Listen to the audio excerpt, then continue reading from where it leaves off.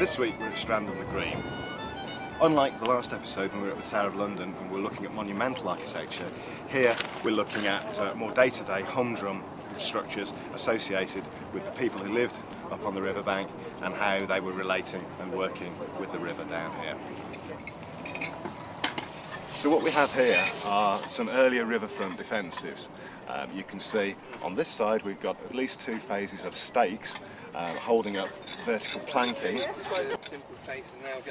On this side we've got stakes which have been driven in to the foreshore at an angle with wattling behind, which has then been replaced by a masonry armouring. So this side of the river wall would have been a sloping up and this side would have been vertical. And I'm sitting here in what was originally a drain, which seems to mark a property boundary. On this side they're making their river defences one way, and on this side they're doing them in another fashion.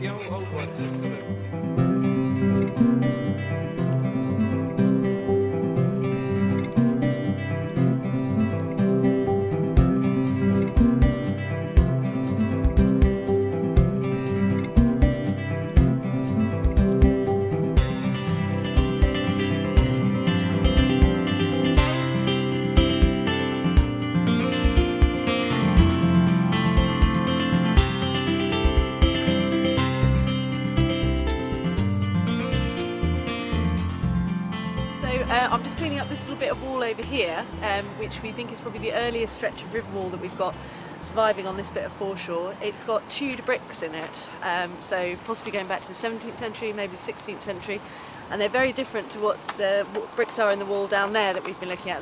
They're much smaller, much thinner and much brighter colour. They're bright red. Now, as well as working on this side of the river, we've also had a small team working over at the other side of the river, over in Kew. Now, Richmond Archaeological Society have been working there for about 15 years, and they've drawn a plan of a really amazing probably set of structures over there which might represent the remains of the crossing point between Kew and Strand on the Green, and also right down at the bottom of the foreshore, a structure that hasn't actually come out of the water this week but has been planned in the past. We've got a possible Saxon fish trap which we've taken some samples of wearing comedy waders.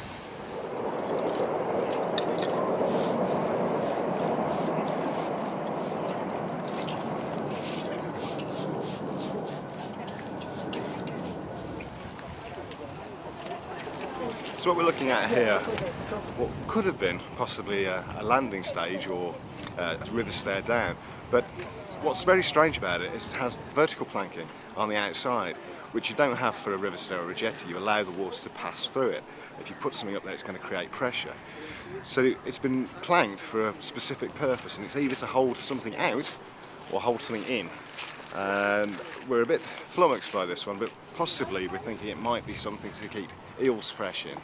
If people catch eels, you have a little freshwater tank and they can sit in that until you're ready to take them out to eat.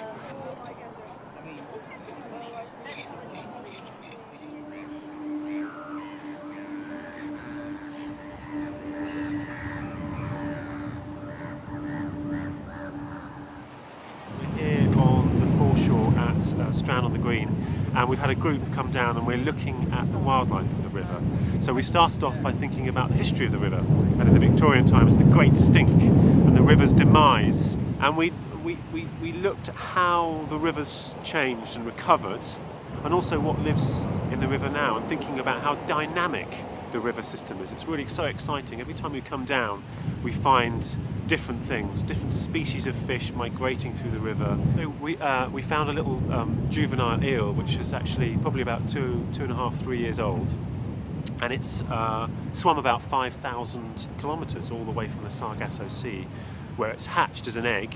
It gets carried by the Gulf Stream all the way to the mouth of the estuary, and in the springtime we see lots of these in the river migrating up into new territory, going into all the tributaries of the Thames, and then where they'll live for a number of years before swimming back. They become silver eels, it's called. And the females can be about 1 metre long, and then they swim all the way back to the Sargasso, where they release hundreds of thousands of eggs, and the whole cycle starts again.